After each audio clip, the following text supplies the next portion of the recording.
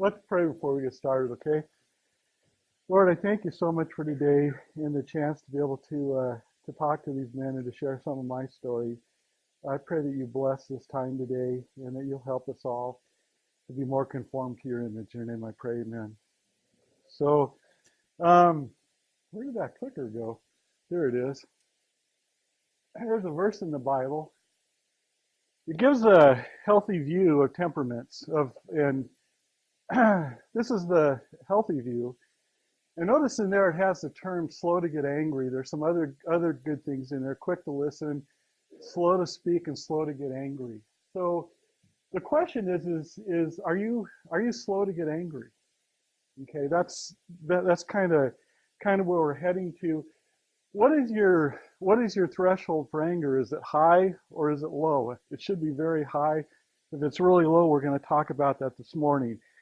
A healthy the story I found is all too familiar, okay, with guys and their tempers. I have known the Lord since I was 5, okay? I've served the Lord faithfully for decades, but areas of my life were out of control because of anger that I had. After 25 years of marriage, 5 daughters later, my pushing, my yelling, wanting to control other people, my wife and my family, they could bear no more. It was time for me to make some changes in my life, okay? It's too common of a story. I knew that being a family man, that type of life for me was in jeopardy. I went on for decades, hiding my temper, hiding my outbursts. I was a leader in the church. I was occasionally filling pulpits. I was leading teams on evangelism trips in the country.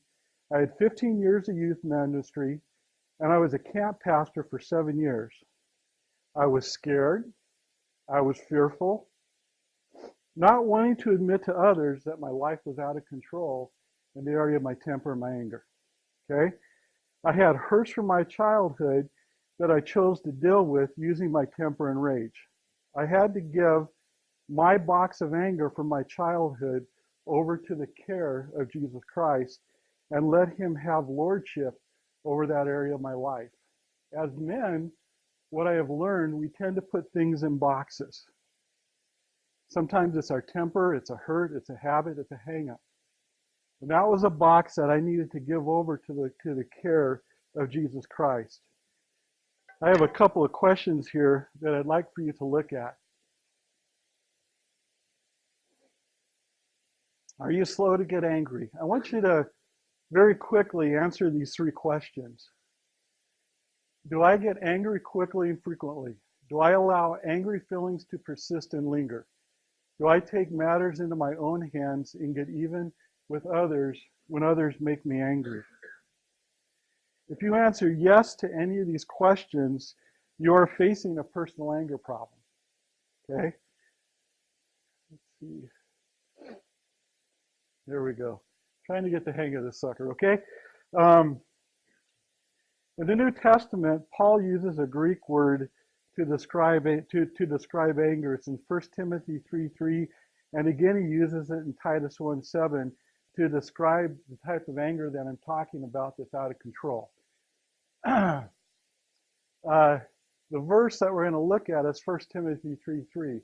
It's not addicted to wine or pugnacious, what a word, huh?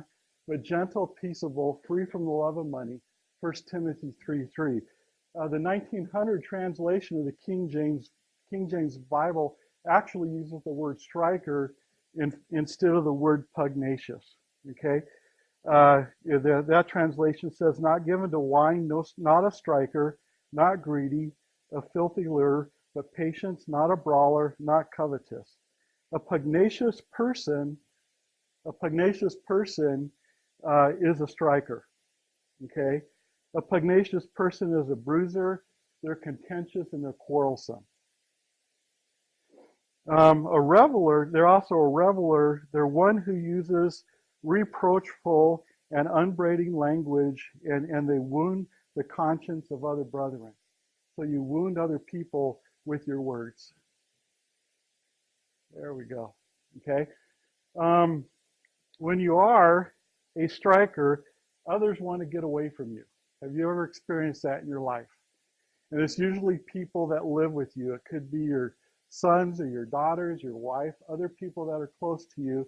They just want to get away from you. Okay?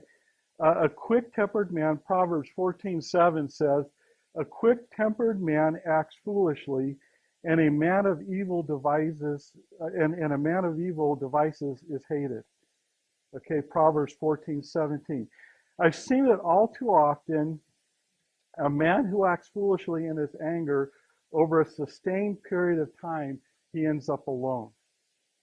Okay, that's where you're heading if you are having issues with your temper, if you're quick-tempered.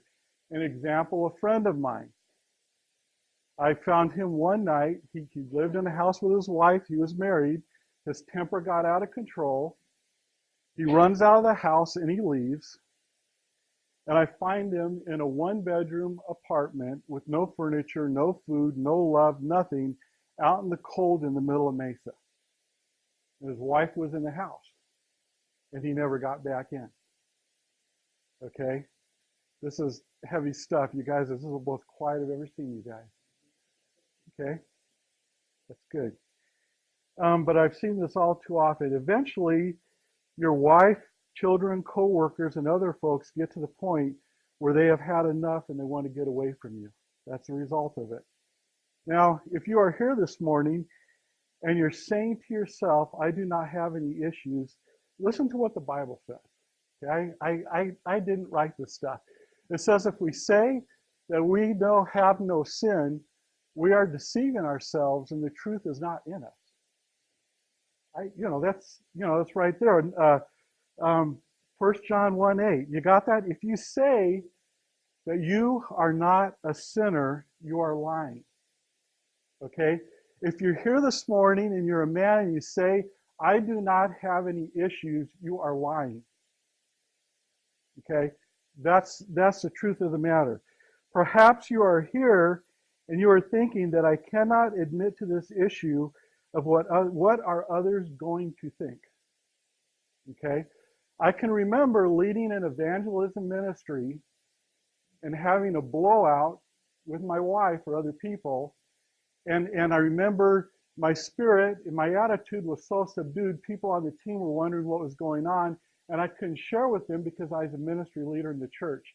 That's a hard spot to be in. Okay? You got that? If you say you are not a sinner, then you are lying. We already went through that. All sin is common to man. 1 Corinthians 10:13 says, no temptation has overtaken you, but such as is common to man. And God is faithful, who will not allow you to be tempted beyond what you are able. But with the temptation, will provide the way of escape also, so that you will be able to endure it. Okay? So all sin is common to man. What you are going through in your life, whatever the issue is, I guarantee you is common to man. I know that from experience from other men that I know and other men that I'm close to. You are not alone. You are not the first man here that has had an issue with pornography. You are not the first man here that has an issue with your temper. You are not the first man here that has an issue with anxiety. You are not the only man attending this church or the only man in this room that has an issue with alcohol or substance or whatever it is. You are not alone, because these things are common to man. They're common to man because the Bible tells us that. And when the Bible tells us something, it's the truth. So these things are common to all of us. All sin is common to man. Okay?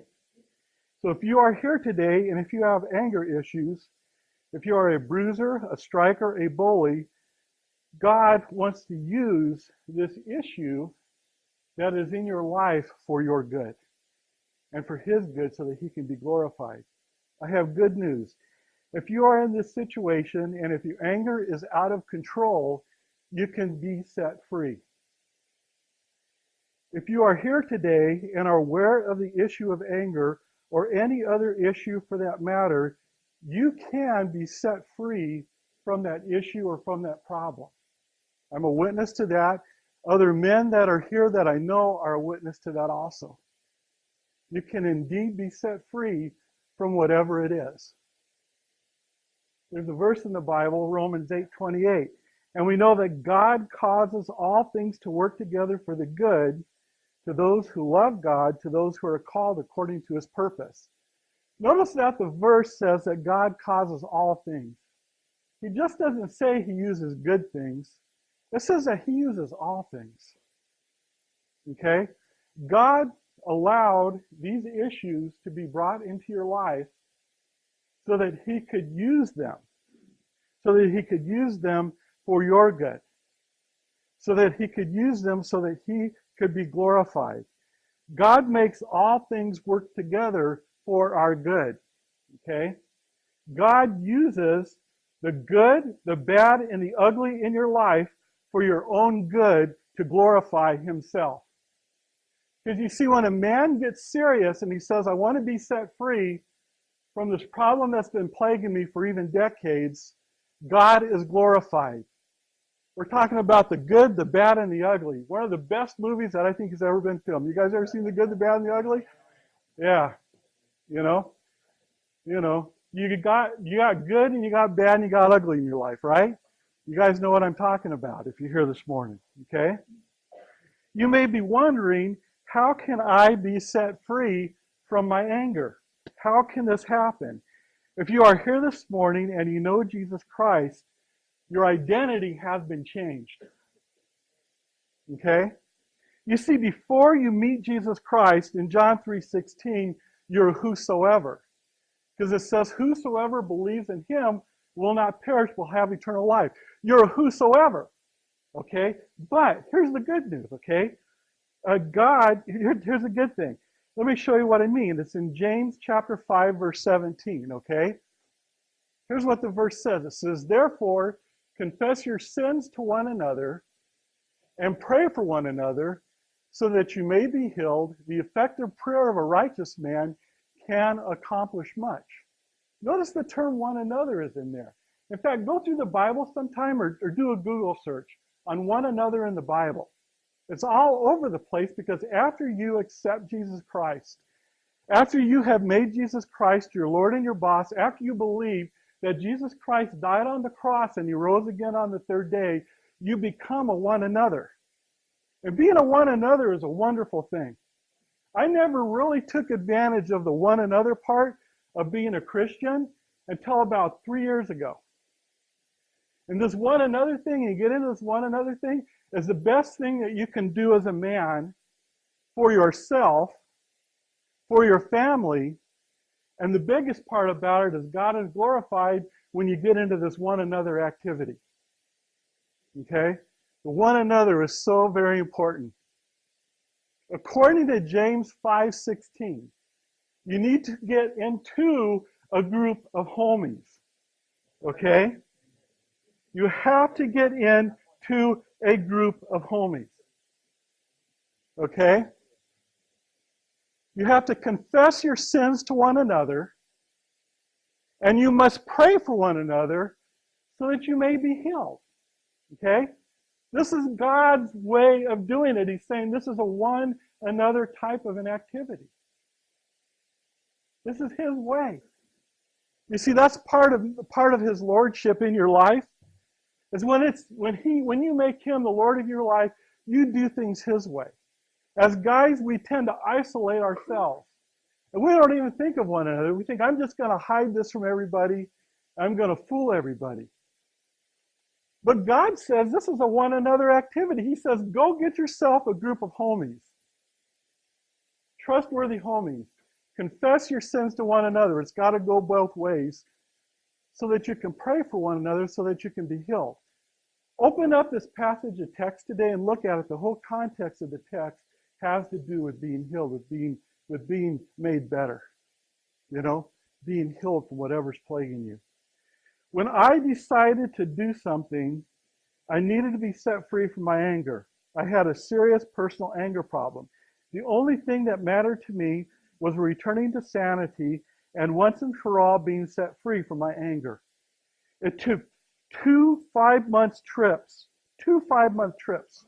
through a Christ-centered 12-step program, meeting with a group of homies, connecting with men who admitted to having other personal issues, setting out to work out what was causing the anger and rage or the issues in their life.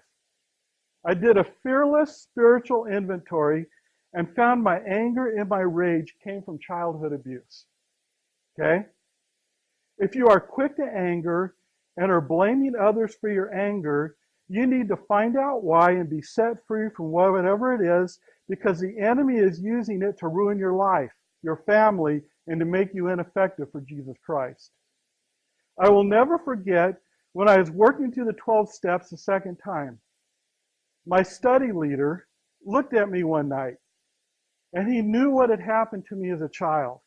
He looked at me in the eye in front of everybody, and he said, "You are not responsible for what other people did to you in your childhood."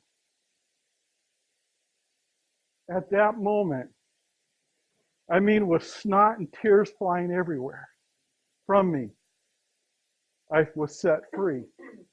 And then I went through the process of forgiving and praying for the blessing on the perpetrators that had harmed me while I was a child.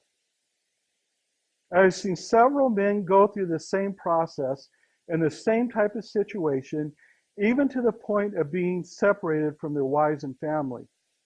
One of the tools that I picked up, get caught up here, is a tool called HALT. For instance, it's an acronym, and you have to ask yourself these questions. Am I hungry? Am I angry? Am I lonely? Am I tired? Like this morning, I was at an ER with my wife last night till midnight. She has an eye infection. I haven't been to an ER in probably 20 years. Okay, it's a lot different than it used to be.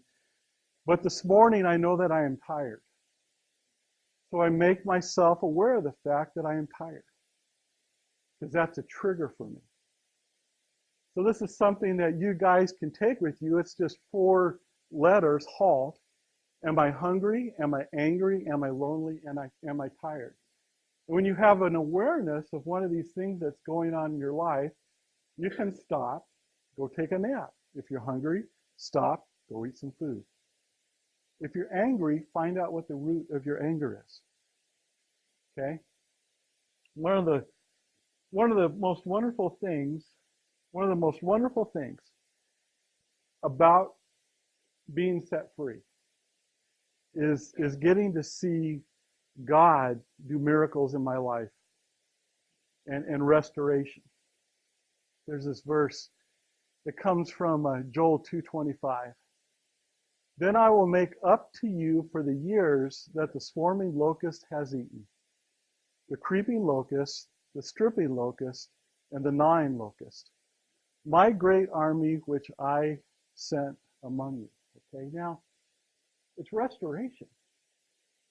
I mean, I've watched over the last 3 years as I've gone through the process, reuniting with my daughters, with my older daughters that remember my anger and my rage, and coming to have a close relationship with them where we talk a couple times a week.